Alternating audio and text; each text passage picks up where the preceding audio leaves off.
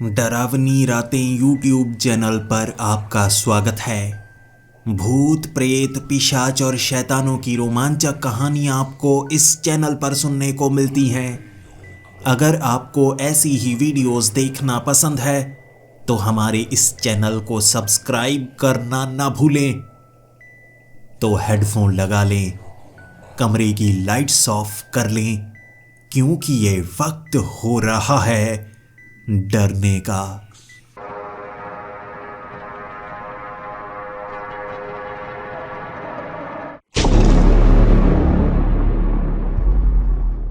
Hello दोस्तों, मेरा नाम अजीत कुमार है और मैं कर्नाटक का रहने वाला हूं। पेशे से मैं एक सरकारी कर्मचारी हूं, लेकिन मैं अपने काम को पसंद नहीं करता। इसीलिए ये बताना नहीं चाहूंगा कि मैं क्या काम करता हूं। मुझे लगता था कि मैं कोई अच्छा काम करूंगा जब बड़ा हो जाऊंगा, लेकिन अच्छा काम मिल नहीं पाया। और मैं किसे अच्छा काम कहूंगा? ऐसा काम जिसमें रोमांच जागे, जो करने का हर दिन मन करे। आपको काम से घर आने की जल्दबाजी ना हो, बल्कि घर से काम पर जाने की जल्दी हो, उसे काम कहा जाता है पसंद का। और जो मैं काम करता हूं, कब ये काम खत्म होगा और मैं घर की तरफ जाऊंगा, कुछ अच्छा रोमांचक ढूंढने की कोशिश करूंगा। पहले पहले मुझे लगा करता था कि मुझ में कोई कमी है, और अब समझ में आया कि मुझ में कमी नहीं है, मेरे आसपास के लोगों में कमी है। जब नए दोस्त बनाए थे मैंने और उनके शौक जाने जो बिल्कुल मेरे जैसे थे। कहते हैं ना, आपके दोस्त भी अगर बिल्कुल आपके जैसे हों तो आप उसके साथ मिलकर तरक्की कर सकते हैं। मेरे दोस्त ऐसे ही काम कोई नहीं करते थे, लेकिन फिर भी रोमांच हर वक्त उनके दिमाग पर चढ़ा रहता। जंगल में जाना, हाइकिंग करना, पहाड़ों पर चढ़ना, जंगल में ऐसी जगह को ढूंढना जहां पर पहले कोई गया ना हो। और बचपन की मेरी कहानियां मेरे दिमाग में फिर से घूमना शुरू हो गई। कर्नाटक के जंगलों में कहते हैं एक ऐसी खादान है जहां से सोना निकला करता था, लेकिन वो खादान श्रापित थी। वहां जितने लोगों ने काम किया सभी के सभी पागल हो गए, और उसके बाद उस खादान को बंद कर दिया गया। आज भी वो खादान जंगल में मौजूद है, और कुछ ऐसे लोग जो साहस से भरे हुए हों वो उस खादान को ढूंढने के लिए जंगल में जाते हैं। कुछ लोग गायब हो जाते हैं, जबकि बाकी क्या होता है उनके साथ किसी को कुछ पता नहीं होता। यकीनन सोना वो ढूंढ लेते होंगे। जहां पर एक बार सोना निकल चुका है, वहां कण कण में कुछ ना कुछ मिलने की उम्मीद तो होती ही है। तो मैं अपने दो दोस्तों को जब ये बात बता रहा था, उनकी चमकती हुई आंखें ये बयां कर रही थी कि वो हामी भरेंगे, मेरे साथ जाने को तैयार होंगे। और बचपन से अपने बड़े भाई को जब मैंने ये कहा था तो डांट खाई थी। अपने पिता को जब ये कहा था डांट खाई थी। अपने आसपास के लोगों को जब ये कहा था वो मुझ पर हंसे थे, और काम पर भी ये बात जब मैंने उन्हें बताई थी सबने मेरा मजाक बनाया। लेकिन मेरे दोस्त मेरा साथ देने को तैयार थे। और पहली बार किसी ने मुझे महसूस करवाया था कि मैं बचपन से गलत नहीं रहा हूं। मैं गलत नहीं हूं, बल्कि समाज गलत है। और फिर क्या, अपने काम से छुट्टियां लेकर मैं वो करना चाहता था जो हमेशा से मुझे रोमांचित किया करता था। हम 3 लोग थे और जंगल की गहराइयों में बढ़ना हमने शुरू कर दिया। जानते थे ये इतना बड़ा जंगल है, अगर चलकर इस जंगल को पार करने की कोशिश की जाए 72 घंटों से ज़्यादा समय लग सकता है। और बाकी इसमें पाए जाने वाले जानवर, नदियाँ, जिसे पार करने में और भी ज़्यादा समय लग सकता है। लेकिन हमें वो खादान इस जंगल के मध्य में मिलेगी, और इसके लिए किसी नक्शे का इस्तेमाल नहीं किया जा सकता। बस आपको पहचान करनी होगी कितनी नदियां आ चुकी हैं, कितने तालाब आ चुके हैं, कैसे पेड़ आपको नजर आते हैं। झील को पार करके कई बार आपको कश्ती के सहारे उस जगह पर पहुंचना होगा। इतना मुश्किल रास्ता तय करना ही था। ये तो मेरे बचपन का सपना था। बाकी लोग इससे घबरा रहे होंगे, लेकिन मेरे 2 दोस्त, जैसा मैं वैसे वो। सुबह 6 बजे निकले थे हम। पहले तो साधारण जंगली रास्ता ही आया था, जहां पर पगडंडी बनी हुई थी, यानी हाइकिंग करने के लिए लोग इस तरफ आते ही होंगे। लेकिन उसके बाद जैसे ही वो झील का पानी जंगल में फैला हुआ नजर आया, उसके पार जाने में कितनी कठिनाई हो रही थी मैं बता नहीं सकता। मेरे दोनों साथी रस्सियों का सहारा ले लेकर वो लगभग 2 किलोमीटर का रास्ता तय कर पाए थे, और उसके बाद घनी झाड़ियां और बड़े बड़े पेड़। ऐसा लग रहा था यहाँ पर ना कोई आता है ना जाता है, और इसके आगे हमें बहुत लंबा सफ़र तय करना था। लगभग 12 घंटों का सफ़र तो हमने तय कर दिया, लेकिन अभी तक इस जंगल के मध्य तक हम नहीं पहुंचे थे। आगे का रास्ता और कठिन होने वाला था। नदी के बहाव के साथ हमें कश्ती बनाकर आगे बढ़ना होगा, क्योंकि यहाँ पर दलदली इलाका है, और अगर कहीं पर हम फंस गए तो मुसीबत पड़ सकती है। तो लकड़ी की कश्ती बनाने के बाद वो दलदली इलाके के ऊपर से हमारी कश्ती बड़ी आसानी से आगे बढ़ रही थी। ये कोई खास कश्ती का आकार नहीं था। बांस के पेड़ों की लकड़ी को काटकर उसे रस्सियों के साथ बांधा गया था और पानी के ऊपर डाला गया था। पानी बिल्कुल साफ था, लेकिन गहरा था, और इसके बीच पेड़ों की जड़ें आपको फंसा सकती हैं। लेकिन ऐसे बांस की बनी हुई कश्ती उसके ऊपर से आराम से निकलती जा रही, और हम आगे बढ़ते जा रहे। नदी पार करने के बाद फिर से दलदली इलाका आ गया, लेकिन इस दलदली इलाके में पेड़ ज़्यादा थे। कश्ती का इस्तेमाल किया नहीं जा सकता था। वक्त रात का हो गया था, और इससे ज़्यादा सुरक्षित जगह हमें मिल नहीं सकती थी। भले ही रास्ते में अब तक हमें कोई जानवर नहीं मिला था, लेकिन रात की वक्त अगर ऐसी जगह कोई मगरमच्छ मिल गया तो मुसीबत पड़ सकती है। इसीलिए एक पेड़ के ऊपर चढ़ गए। नीचे कटीले पेड़, झाड़ियां इस तरह से लगा दिए हमने ताकि कोई जानवर इस पेड़ पर चढ़ने की कोशिश रात के वक्त ना करे। ऐसे पहला दिन निकला, और अगली सुबह फिर से हम इस जंगल में मध्य का रास्ता ढूंढ रहे थे। कई पहाड़ी इलाके आए, कई दलदली इलाके आए, घने पेड़ आए, और बिल्कुल सपाट मैदान जब शुरू हो गया, हम समझ चुके थे आसपास वो खदान होनी चाहिए, क्योंकि हमें कई छोटे मोटे ढांचे मिल रहे थे। खंडहर, पुराने घरों के खंडहर, लकड़ी से बनाए गए ये पुराने घर अब तक बिल्कुल टूटे फूटे से हो चुके थे, लेकिन ये इस बात का सबूत थे कि यहाँ कभी लोग रहा करते थे जो खदान में काम करते होंगे। लेकिन उनमें से कोई भी सही सलामत नहीं बचा था। खादान में जो सोना है कहते हैं वो श्रापित है और किसी को भी पागल कर सकता है, लेकिन ये कहानियों का हिस्सा है। सच्चाई और कहानियों में अंतर होता है, और वो अंतर को जानने के लिए यहाँ तक हम पहुँचे थे। फिर क्या, बीच से रास्ता ढूंढने लगे, जो इस बार काफ़ी आसान होने वाला था, क्योंकि हमने पढ़ा हुआ है गांव से उस खादान तक जाने के लिए पक्का रास्ता बना हुआ था। ईंटों पत्थरों से बनाया गया वो पक्का रास्ता, और जैसे ही यहाँ पर हमें पक्के पत्थर की वो सड़क मिल गई जिसके ऊपर घास लगा हुआ था और पेड़ों की जड़ें उसके ऊपर तक चढ़ी हुई थी, लेकिन फिर भी पहचान की जा सकती थी। बस उस सड़क के सहारे आगे बढ़ते गए, और वो खंडहर से 1.5 किलोमीटर की दूरी पर हमें वो खादान मिल गई। लेकिन वक्त रात का हो गया था, और समझदारी इसमें नहीं थी कि हम रात के वक्त खादान के अंदर जाएं। हो सकता है हमारे लिए मुसीबत बढ़ जाए, इसीलिए जो सामान इतनी दूर से खदेड़ कर हम यहाँ तक लेकर आए हैं, इसे किसी ऐसी जगह संभाल कर रखना होगा और फिर इसका इस्तेमाल भी करना होगा। सबसे अच्छी जगह कौन सी है? वो गांव। ढांचे बने हुए हैं तो बचाव हो जाएगा। इस तरह से किसी न किसी घर के अंदर हम रहेंगे, रात गुजारेंगे कि अगले दिन आसानी से खादान के अंदर देख पाएं कुछ मिलता है या नहीं। मशीन से ये बड़ी आसानी से पक्का किया जा सकता है कि 100 फुट के नीचे तक यहाँ सोना मौजूद है या नहीं। पहले के ज़माने में ऐसी मशीनें नहीं हुआ करती थी। हमारे पास वो मशीन थी जो मैंने खरीदी थी। भले ही महंगी थी, लेकिन अगर सोना मिल गया, इससे ज़्यादा कीमत हम वसूल सकते हैं एक मुर्दा खादान से। रात गुजारने के लिए हमने एक ऐसे घर का चुनाव किया जो सुरक्षित लग रहा था। पत्थरों से बनाया गया वो घर जिसका दरवाजा सही सलामत था।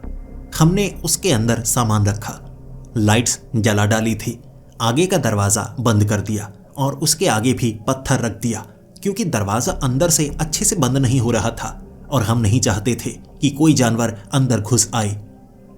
वक्त 11 बजे का होगा। हमें नींद नहीं आई थी क्योंकि उत्सुकता थी कि कल क्या देखने को मिल जाए। लेकिन रात को वो खंडहरों के आसपास चलने की आवाज ने हमें डरा कर रख दिया था। पहले पहले ऐसा लगा जैसे कोई इंसान चल रहा हो। 2 पैरों की आवाज थी, लेकिन उसके बाद ये पैरों की आवाज थोड़ी सी बदली। हम एक बार बाहर झांकना चाहते थे, लेकिन बाहर ज्यादा रोशनी नहीं थी। घुप अंधेरा भी नहीं कहा जा सकता, लेकिन इतना नजर नहीं आएगा कि बाहर क्या है। हो सकता है बड़ा भालू हो, इसीलिए देखने में समझदारी नहीं है।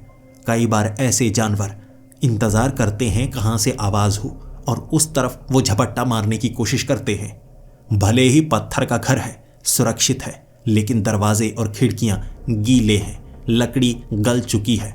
अगर तेंदुआ भालू हुआ, लकड़ी को तोड़कर अंदर घुसने की कोशिश कर सकता है। और जब ये आदमखोर जानवर भूखे होते हैं तो सोचते नहीं कि वो मरेंगे या सामने शिकार को कुछ होगा। लेकिन जब वो जानवर हमारे घर के बेहद करीब था, हमने बिल्कुल आवाज नहीं की। मेरे एक साथी ने मेरे कान में कहा, बाहर सिर्फ पैरों की आवाज आ रही है। मैंने कहा, है, कहना क्या चाहते हो? उसने कहा, भाई जंगल में है हम, टिड्डों की, कीड़ों की, मेंढकों की आवाज कितनी ज्यादा आ रही थी। जब से ये आवाज आना शुरू हुई है, बाकी सारी आवाजें बंद हो चुकी हैं। ध्यान तो दो, पैरों की आवाज कैसे सुनाई दे रही है। पिन ड्रॉप साइलेंस, पूरी तरह से शांति। ऐसा कैसे हो सकता है? क्या बाकी टिड्डे कीड़े शांत हो गए? क्या चीज है ये? मेरे दोस्त की ये बात एक बार के लिए जब दिमाग में गई, मेरे रोंगटे खड़े हो गए। ऐसा कुछ पहले महसूस नहीं किया था। कौन सा जानवर होगा? देखने के लिए उत्सुक थे क्योंकि थके भी हुए थे और हम नहीं चाहते थे कोई मुसीबत हमारे गले पड़े। वो चलने की आवाज़ें, वो खुरचने की आवाज़ें, घसीटने की आवाज़ें, पूरी रात ऐसी आवाज़ें होती रहीं। लेकिन 11-12 बजे हमें नींद आ गई। हमें लगा जो भी जानवर होगा वो बाहर ही होगा। सुबह सुबह हम अब उस खादान के अंदर जाना चाहते थे। खुश, उत्सुक, नींद पूरी हो चुकी थी, शरीर की थकान कम हो चुकी थी और हमने अपना वो भारी सामान उठाया और बढ़ने लगे अब खादान की ओर। जैसे जैसे हम खादान के करीब जाते जा रहे थे, हमारे अंदर उत्सुकता बढ़ती जा रही थी। ऐसा लग रहा था कुछ बड़ा पाने की ओर हम बढ़ रहे हैं। वो बेहद नजदीक है, बस छूना बाकी है। खादान के पास पहुंचकर वो ढलान जो हमें अंदर की तरफ ले जा रही, उसके साथ साथ बढ़ते गए। कई बार हमें ऐसा लगता ये खादान हमें अंदर की तरफ खींच रही है, सांस लेने में परेशानी हो रही है। लेकिन हम मीटर अपने साथ लेकर आए थे।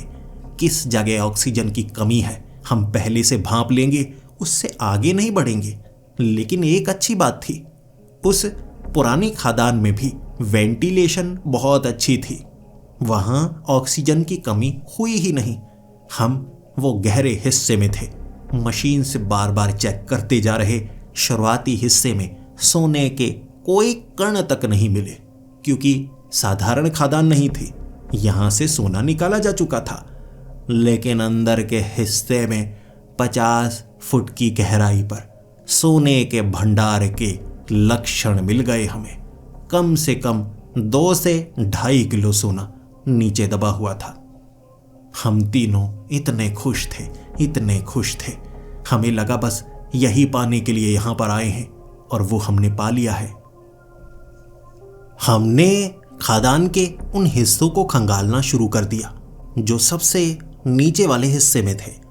वहां पर तो छोटे छोटे कमरे से बनाए गए थे और इंसानी कपड़े भी वहां पर पड़े हुए। उन कपड़ों को देखने के बाद हमें दीवारों पर कुछ ऐसा नजर आया जो शायद यहां पर काम करने वालों ने बनाया होगा। जैसे अपनी पत्नियों के नाम लिखे गए थे, और उसी के साथ कुछ और भी लिखा गया था, वो इस बार मुझे मारने आएगा। वहां नाम लिखे हुए थे और उन पर क्रॉस लगाया गया था। ये वो लोग थे जो यहां पर काम करते होंगे, लेकिन इस तरह से क्रॉस क्यों लगाया गया? माना कि वो सब मारे गए, लेकिन क्या यहां काम करते वक्त सबको पता था उनके साथ ये सब होगा? वो तो सब पागल हो गए थे ना, यही बताया गया, या कुछ ऐसा है जो हमें नहीं बताया गया? दीवारों पर अच्छे से देखने के बाद हमने वहां पर उकेर कर बनाई गई आकृतियां देखी। एक जैसी आकृतियां ढेर सारी थी। एक ऐसा जानवर बनाया गया था जो दिखने में किसी भी जाने पहचाने जानवर जैसा नहीं लग रहा। बड़ा अजीब, कद काठ में ज्यादा बड़ा, इंसान जैसा दिखने वाला, और उसका चेहरा कुछ भयानक जानवर की तरह, लेकिन शरीर पूरी तरह से इंसानी। ऐसी आकृति कई जगह हमें मिली और नीचे एक ही शब्द बार बार दोहराया गया था, वेंडिगो। वेंडिगो हर जगह लिखा हुआ, और जब हमने ये पढ़ा हम तीनों एक दूसरे की तरफ झांकने लगे थे। कहानियां वेंडिगो की हमने भी सुनी थी। देश और दुनिया में एक ऐसे जानवर की कहानियां सुनाई जाती हैं जो जानवर की तरह ताकतवर है और इंसान की तरह समझदार। वो जंगलों में रहते हैं और अपनी पहचान जाहिर नहीं होने देते। वो जमीन के नीचे गुफाएं बनाकर, टनल्स बनाकर जिंदा रह सकते हैं और सालों साल उनके बारे में पता नहीं लगता। लेकिन जब वो शिकार करते हैं, बिल्कुल इंसानों की तरह जाल बिछाकर शिकार करते हैं, और समझदार इतने कि किसी जानवर को आप फंसा सकते हैं। एक वेंडिगो को फंसाना आसान नहीं होता, लेकिन ये सब तो कहानियों का हिस्सा है ना, असलियत में ऐसा नहीं होता। घबराती हुई आवाज में मैंने अपने साथियों को यह कहा था, लेकिन मन में अजीब से भाव पैदा हो रहे थे कि अगर ऐसा सच हुआ तो। सबसे आखिरी कमरे में भी कुछ ऐसा ही था, जिसके नीचे रस्सी से लटक कर हमें जाना पड़ता, और यकीनन वहां नीचे हमें सोना तो मिलता, भले ही पत्थरों के रूप में, लेकिन उसमें से खंगाल कर हम अच्छा खासा सोना निकाल सकते थे। वो आखिरी कमरे में भी वैसे ही चिन्ह बनाए गए थे। बड़े बड़े अक्षरों में ये शब्द लिखे गए थे, वो आएगा रात के अंधेरे में। इसे पढ़कर हम डर भी रहे थे और सोने की लालच हमारी आंखों में भी थी। इसीलिए लगभग 8 से 10 घंटे हमने वहां पर लगाए। हम रस्सी के सहारे नीचे पहुंचे। नीचे सांस लेने में परेशानी होती, लेकिन पत्थर के वो टुकड़े जिसमें बड़ी आसानी से सोना हमें मिल सकता था, उसे हम निकालते गए। भले ही मात्रा कम होती, लेकिन उसके बाद के हिस्से में हमें ज्यादा सोना मिल सकता था। ऐसे पूरा दिन गुजार दिया। जब रात का वक्त हुआ, हम तीनों थे जो बाहर निकलना चाहते थे, लेकिन फिर भी लालच आंखों में चमके जा रही। हमने लगभग 500 से 600 ग्राम सोना निकाल लिया था, खंगाला था, छाना था। और ऐसा काम करने के बाद खुशी किसे नहीं होती? कौन ज्यादा काम नहीं करना चाहता? लेकिन जब उस रस्सी से लटक कर हम ऊपर चढ़ रहे थे, तब एक आवाज जो इस खादान में ऐसे गूंजी थी कि कोई जीव अंदर आया है। शेर की तरह दहाड़ थी वो, भालू के जैसी गर्जन थी, लेकिन आवाज एक ही थी। दीवारें कांपी थी उस आवाज से।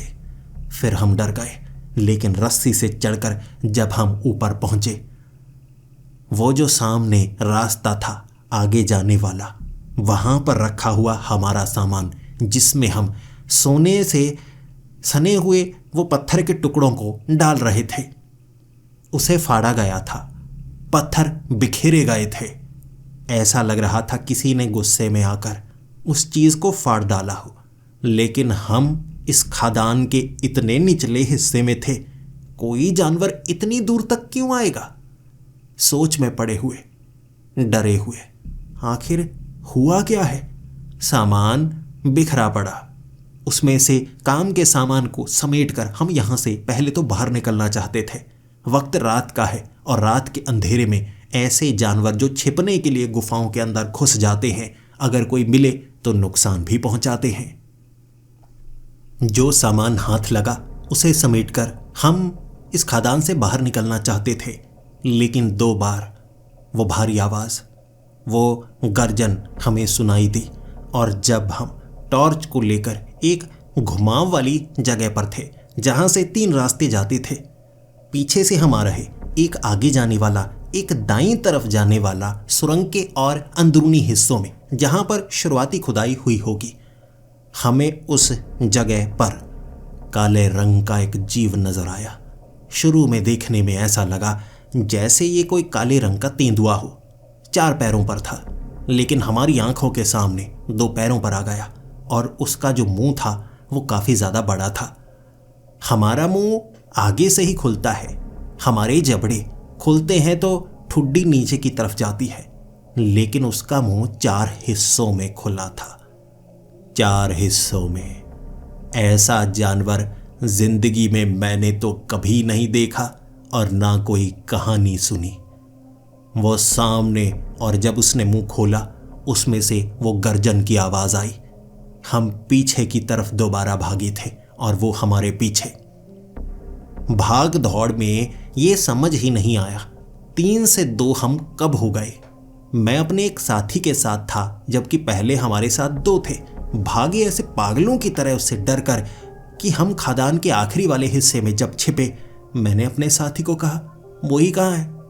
उसने कहा, मोही पीछे ही था ना, मोही हमारे साथ ही था, एक ही तरफ भागने का तो रास्ता है, छिपने की कोई जगह भी नहीं है, और वो चीखा भी तो नहीं। एक दूसरे की आंखों की तरफ हम देख रहे थे। आगे से कोई चलकर आ रहा था। एक टॉर्च पीछे गिर चुकी थी, शायद मोही की ही होगी, तो उसकी रोशनी इस तरफ पड़ रही और कोई जैसे चलकर आ रहा हो। उम्मीद थी ये हमारा दोस्त निकले, लेकिन कोई बिल्कुल हमारे वाले उस खदान के कमरे के पास पहुंचकर कटा हुआ हाथ अंदर फेंककर चीखा। यह गर्जन की आवाज उसी जीव की थी।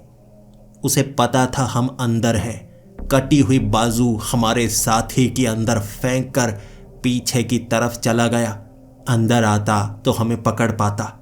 ऐसा महसूस हुआ जैसे शिकारी शिकार के साथ खेल रहा हो।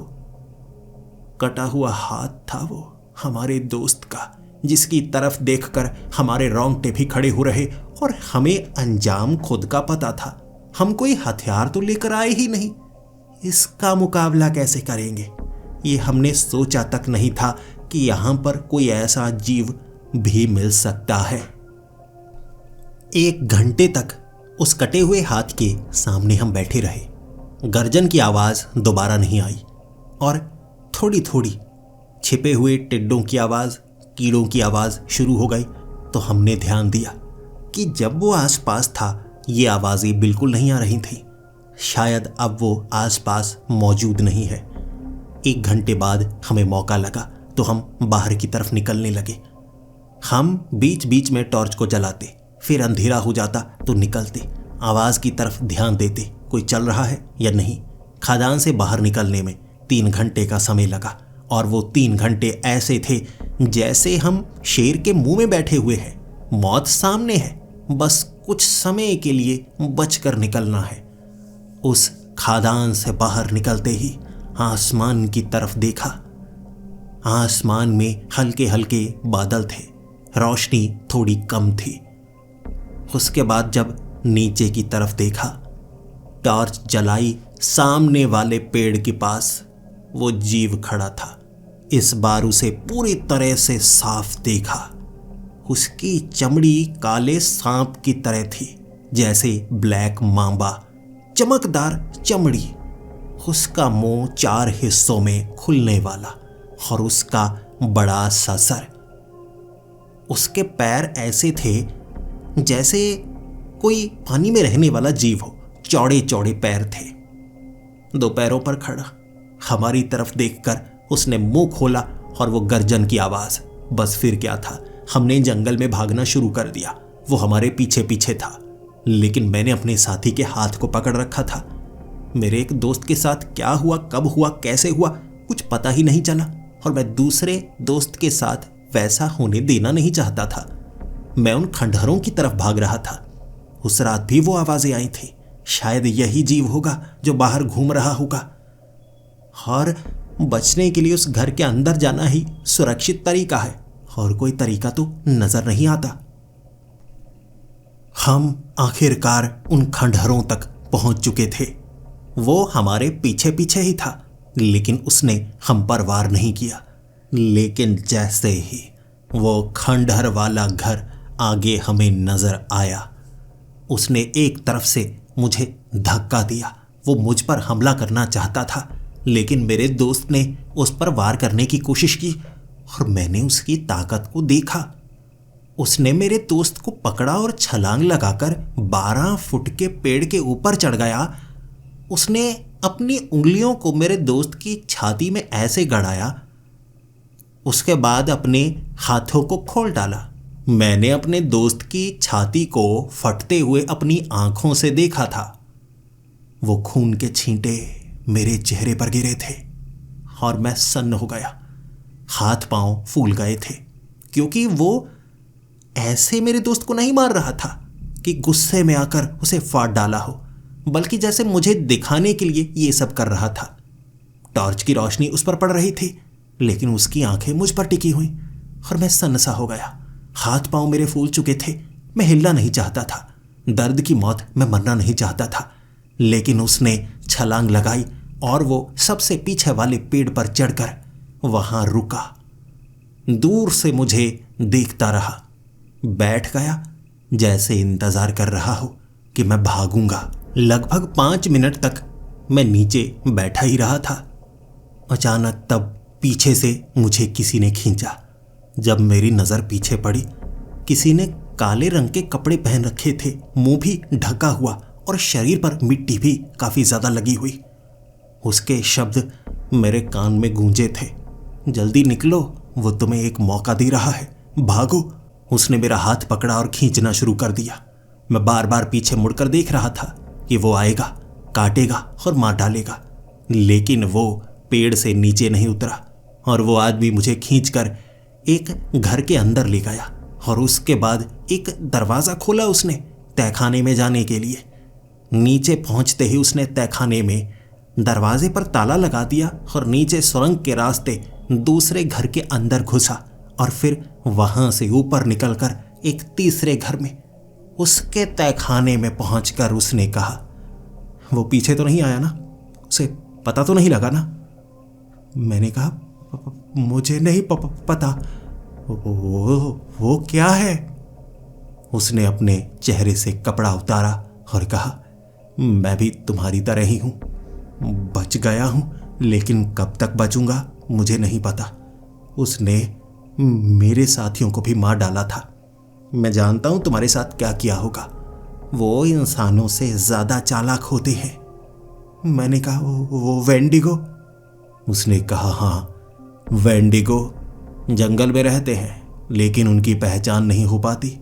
जब मरते हैं उनकी लाश का क्या होता है कोई नहीं जानता, लेकिन रहते जंगल में ही है। और जब किसी का शिकार करते हैं तो उसे बचने का मौका नहीं मिलता, और जिसे वो छोड़ते हैं उसे लगता है कि वो कैसे बच गया। जैसे तुम, वो चालाक है। तुम्हें उसने छोड़ा है तो तुम्हारे साथियों को मारा होगा। तुम्हें सिर्फ अपनी ताकत का अंदाजा दिलाया है उसने। मैं सन्न और कुछ घंटे बोलने में लगे मुझे, क्योंकि मेरे दिमाग में कोई सवाल आ ही नहीं रहा था। मुझे लगा था बस मैं मर ही गया हूं। लेकिन जब अगली सुबह हुई, उस आदमी ने मुझे तहखाने से बाहर आने के लिए कहा। फिर मुझे आसपास का इलाका दिखाया। देखो, ये गांव कभी ये बसा हुआ था।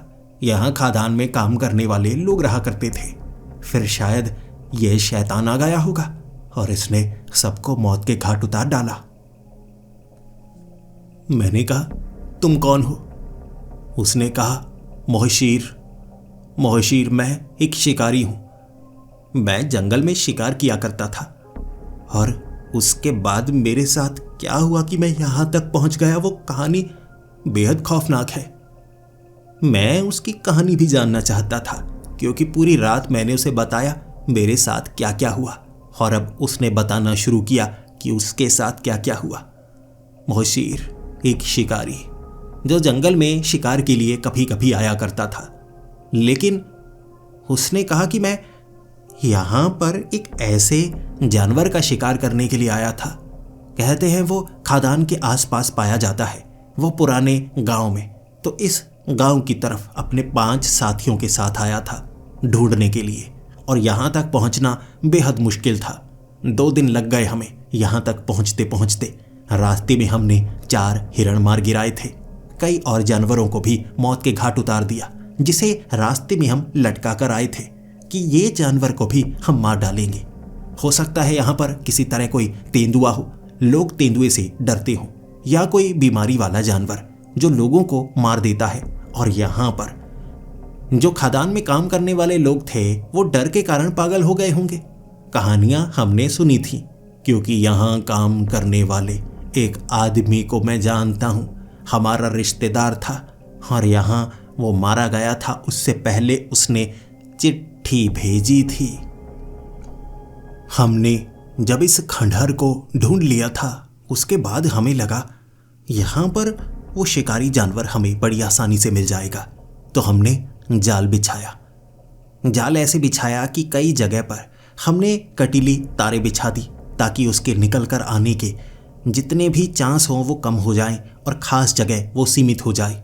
और हमने यहाँ जंगली शूकर मारकर टांग दिया था, ताकि वो आदमखोर उस जंगली शूकर को हमारी आंखों के सामने खाने के लिए आए और हम गोलियों से उसे भून डालें। लेकिन जंगली शूकर टंगा का टंगा रह गया। हम में से एक आदमी गायब हो गया पहली रात। किसी को पता नहीं चला आखिर क्या हुआ। ना किसी के चीखने की आवाज़ आई, और हम इकट्ठे नहीं थे। अलग अलग खंडहर, टूटे फूटे घरों के ऊपर चढ़े हुए, ऐसे कपड़े पहने हुए ताकि हम पहचान भी ना आए। और हमारा एक साथी गायब था। उसे ढूंढने की कवायद हमने आधी रात को शुरू की थी, जिसके बाद 2 लाशें यहाँ टंगी हुई मिली। एक तरफ जंगली शूकर और 2 हमारे साथी।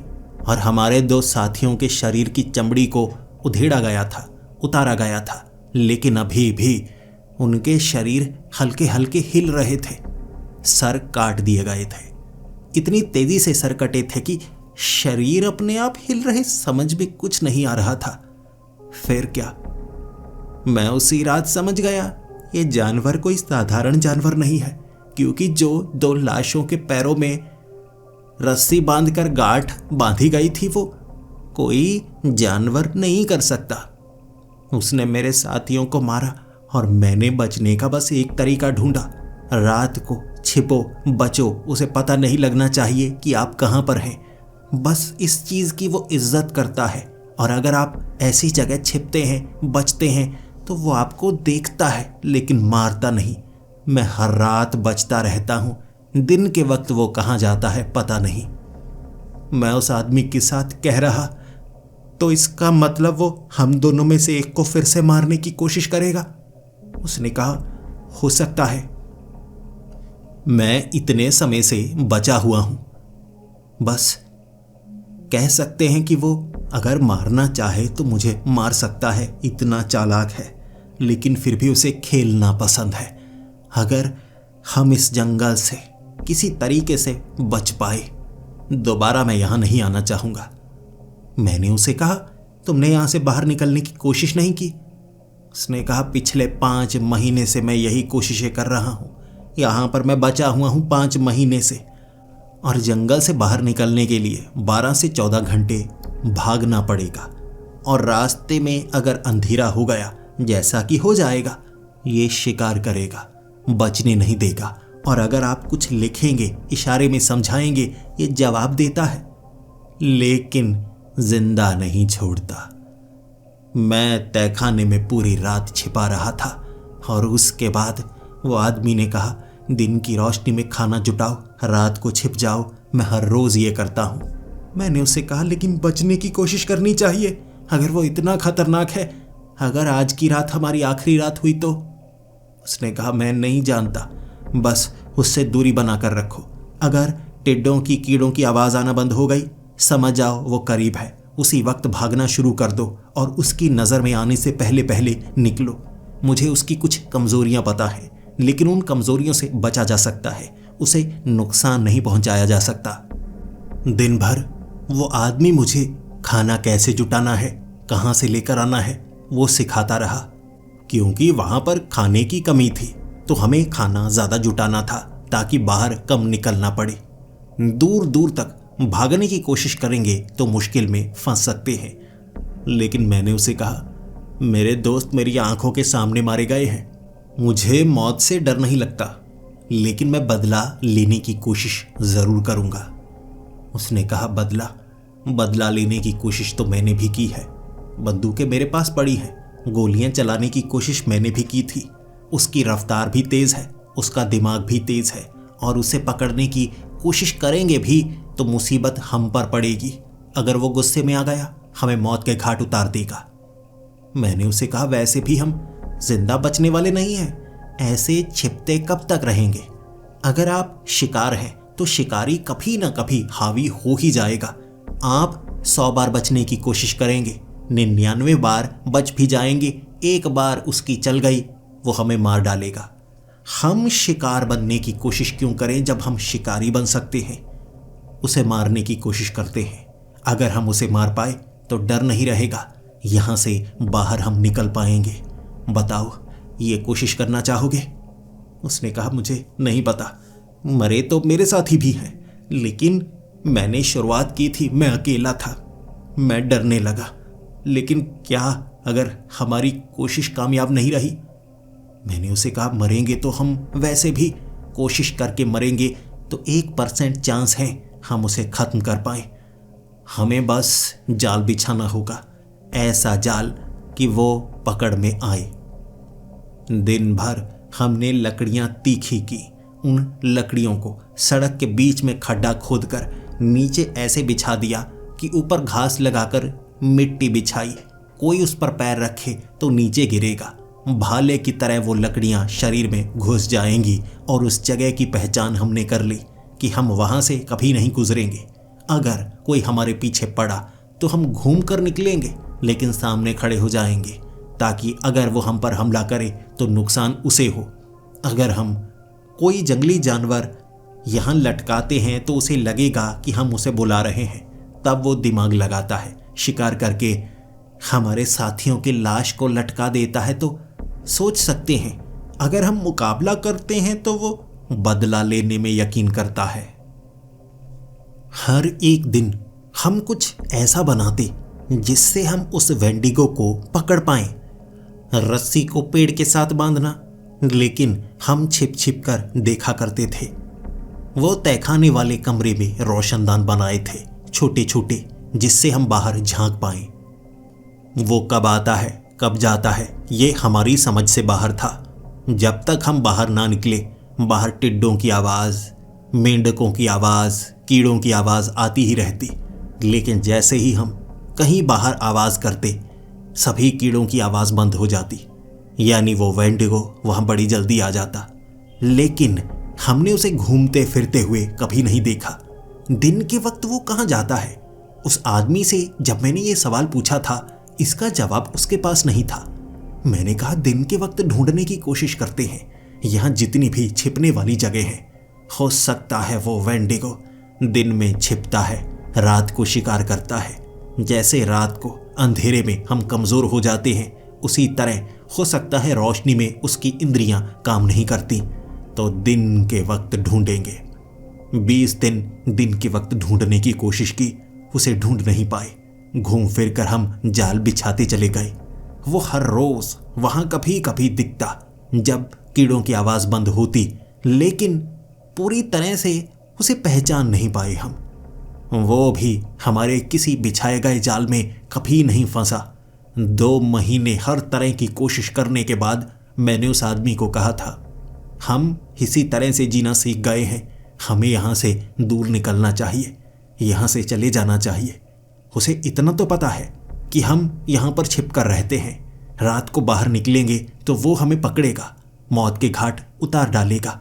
लेकिन दिन के वक्त अगर हम सफ़र तय कर ले, यहाँ से दूर निकल जाए, हो सकता है एक मौका बन जाए। तुमने कभी कोशिश तो नहीं की, बस सोचते ही हो कि वो दूर तक आकर पकड़ लेगा। तब उस आदमी ने कहा, लेकिन कोशिश करने में नुकसान भी तो हो सकता है। अगर उसकी पकड़ में हम आ गए, अंधेरा होने से पहले जंगल से तो बाहर निकल नहीं पाएंगे, लेकिन अगर सामने वो आ गया, फिर तुम्हें पता है मौत का मंजर कैसा होता है। लेकिन मैंने उस आदमी को मना ही लिया। एक तरीका है, अगर मैं बाहर निकलूं एक शिकार की तरह और वो मेरे करीब आए लेकिन हमारे जाल में फंस जाए, कोई ऐसी बेड़ी बनाते हैं जिसमें उसका पांव फंसे, वो जख्मी हो और हमें मौका मिले। और ये सब होगा सुबह होने से बिल्कुल पहले। हमने 10 दिन लगाए और ऐसा एक जाल बिछाया। हमारे पास एक हथकड़ी थी, एक ऐसा फंदा जिसे पांव में फंसाया जा सकता था, और हमने घास के नीचे छिपाकर उसे फंसाने की पूरी तरकीब लगाई। मैं बाहर घूमने लगा और वो बिल्कुल शिकारी की तरह मेरे सामने सबसे पहले दिखाना चाहता था वो कितना ताकतवर है। मैं भी डरा नहीं। मैंने कदम पीछे हटाए, जो कि अपने आप हुआ था, लेकिन जब वो मेरे करीब आया उसका पैर फंदे में फंसा। लोहे का था फंदा, वो फंदे से बाहर निकल नहीं सकता था, लेकिन वो जो जंजीर थी लकड़ी के एक घर से जुड़ी, उसने लकड़ी के घर का वो हिस्सा ही उड़ा दिया अपने नाखूनों से। फिर क्या, दिन होने ही वाला था और वो ये समझ गया। इतने में उसने अपने पैर में फंसा हुआ फंदा निकाला, उतने में दिन हो गया और वो जल्दी से भागा। हम भी उसके बाद जंगल से बाहर निकलने की पूरी कोशिश में। घबराया हुआ चेहरा देखा था उसका। वेंडिगो भले ही वो ताकतवर था, थोड़ा जख्मी तो हुआ है। हम भागने लगे। जंगल से बाहर निकलने की आखिरी कोशिश। लगभग 12 घंटे हम भागते रहे और अंधेरा होने से पहले जंगल के एक छोर के पास तक हम पहुंच गए। वहां पर भी टूटे फूटे घरों वाला एक पुराना गांव, रहने वाला कोई नहीं, खंडहर, बिल्कुल उस खंडहर की तरह। और वहां अंधेरा होने से पहले हमें एक आदमी मिला जो हमारी तरफ तलवार किए हुए कहने लगा, कौन हो तुम, यहां क्यों आए हो? हमने उसे अपनी सच्चाई बताई और वो आदमी, जो कि खुद जख्मी था क्योंकि वहां पर वो वेंडिगो शिकार करता था, उसने कहा, गांव का कोई आदमी जिंदा नहीं बचा है, इसीलिए हमें भी रात को छिपना चाहिए। वो आदमी हमें एक घर के अंदर ले गया था, छिपने के लिए कहा, और रात हमने वहां पर गुजारी थी। और उस रात उसने भी अपनी कहानी बताई कि वो इस गांव में रहने के लिए आया था। उसे लगा था जंगल का गांव अच्छा होगा, लेकिन फिर यहाँ पर अचानक एक ऐसा जीव आ गया जिसने सभी को मौत के घाट उतार दिया। जो लोग भाग पाए वो यहाँ से भाग निकले, लेकिन दिन के वक्त यहाँ पर नहीं आता, सिर्फ रात को आता है। हमें दिन का इंतजार करना होगा और फिर हम यहाँ से बाहर निकल पाएंगे। लेकिन रात को बाहर से आ रही आवाज़ें, और कीड़ों की आवाज़ें नहीं थी, ऐसा लग रहा जानवरों की आवाज़ें हों। इससे पहले हमने ऐसा महसूस नहीं किया, और उस आदमी ने सच में हमारी मदद की थी। वो जख्मी था क्योंकि वो भी जब बाहर निकला था उस पर भी किसी ने हमला किया था। उसने अपने बारे में कुछ बताया तो नहीं, लेकिन उसने हमारी मदद की। रात हमने छिपकर गुजारी थी। दिन के वक्त हम बाहर निकले और वो आदमी कह रहा था, यहाँ से जल्दी बाहर निकलना होगा, मैं तुम्हारे साथ आता हूँ। 3 से 4 घंटे सफ़र करना होगा, मैं फिर वापस आ जाऊँगा। मुझे बस वहीं पर रहना है क्योंकि मैं अपनी जमा पूंजी लगा चुका हूँ, मेरा सब कुछ वहीं है। मैं जंगल से बाहर किसके पास जाऊँगा, इसीलिए मुझे वापस ही रहना है। वो आदमी की ये बातें कुछ अजीब थी, लेकिन फिर भी उसने हमारी मदद की थी। 4 घंटे उसी रास्ते पर उसने हमें बाहर निकलने का रास्ता बताया, और रास्ता बताते बताते उसने ये भी कहा कि दोबारा यहाँ मत आना, वो शिकारी है और अपने मज़े के लिए नहीं शिकार करता, उसकी ज़रूरत है। ये वेंडिगो का इलाका होता है और जो उसका इलाका होता है उसके नियमों के अनुसार आप रह सकते हैं उसके वजूद के साथ, लेकिन अगर आप उसके खिलाफ कुछ करते हैं तो वो सज़ा देता है। उसने वेंडिगो के बारे में जानकारी दी और जब हम वो जंगल के बाहरी इलाके तक पहुंच गए सड़क दूर 1.5 किलोमीटर नजर आ रही थी और उसने हम दोनों को कहा था, आप जा सकते हैं, जल्द ही बादल घिर आएंगे। और अंधेरे में उसकी ताकत बढ़ती है। दिन के वक्त पता नहीं वो कहाँ होता है, लेकिन रात को अंधेरे में निकलता है। तो जल्दी से यहाँ से निकल जाइए, इससे पहले कि वो बदला लेने के लिए जंगल के कोने तक पहुंचे। बाहर नहीं आएगा, वो जंगल तक सीमित है। फिर वो आदमी हमें अलविदा कहकर पीछे की तरफ मुड़ रहा। पहले तो हम आगे आगे, वो पीछे पीछे था। घर में वो बैठा हुआ, अब पीछे से उसे चलते हुए देखा। वो लंगड़ाते हुए चल रहा था और उसने जो कपड़े पहने थे, एक टांग से हल्का हल्का खून भी निकला था। मैंने पीछे से सवाल पूछा था, आपको तो चोट लगी है, आप ऐसे चोटिल हैं, आप हमारे साथ चलिए, हम आपका इलाज करवाएंगे। और उसने कहा, मेरे घाव एक रात में भर जाते हैं, चिंता मत करो। वो फंदा ज्यादा सख्त नहीं था, चमड़ी को ही उसने ऊपर से छेदा है, मैं ठीक हो जाऊंगा। उसकी ये बातें उस समय समझ नहीं आई, लेकिन जब हम सड़क के किनारे थे, मेरे साथी उस आदमी ने कहा था, वो किस फंदे की बात कर रहा था? फंदे ने उसकी चमड़ी को छेदा है, लेकिन पहले तो ये कह रहा था कि ये छिपकर रहता है और ये जख्मी नहीं है। लेकिन अब पीछे से हमने देखा, वेंडिगो फंदे में फंसा था ना? कहीं वेंडिगो तो नहीं, जो दिन के वक्त इंसान बनकर रहता है और रात के वक्त एक शैतानी जीव? क्या ये सच हो सकता है? किंवदंतियों पर पूरा भरोसा नहीं किया जाता। कहानियां सीमित होती हैं, सच्चाई असीमित। राज इतने गहरे होते हैं जो कहानियों में बयान नहीं किए जाते। हम उस जगह से बचकर तो निकल आए थे, लेकिन इस घटना का जिक्र जिससे भी हमने किया, उसने यही कहा, जिंदा बचना खुशकिस्मती थी आपकी, वो आपका शिकार कर सकता था। लेकिन कोई इस बात पर यकीन क्यों नहीं करता कि उस वेंडिगो ने ही इस जंगल से बाहर निकलने का रास्ता दिखाया था? वो आदमी वेंडिगो ही था, मुझे पूरा यकीन है, वो वेंडिगो ही था।